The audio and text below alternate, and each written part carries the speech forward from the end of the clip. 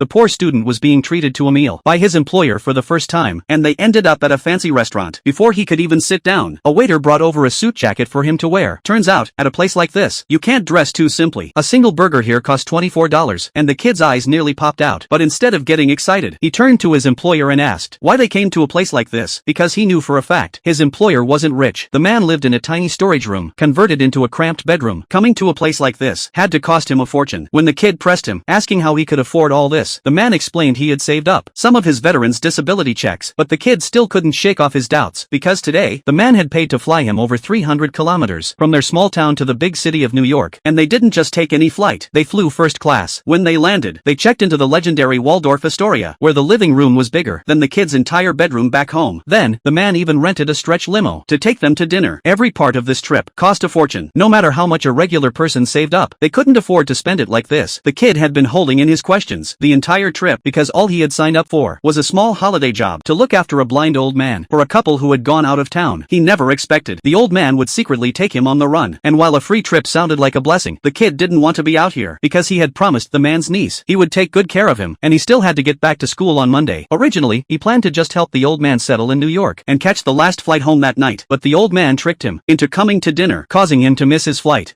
I lied. Leaves at 9. It leaves at 9 o'clock? Calm down, calm down. Maybe sensing the frustration in the kid's voice, the old man decided it was time to tell him the real reason behind this trip. The truth is, Charlie, I need a guide dog to help me execute my plan.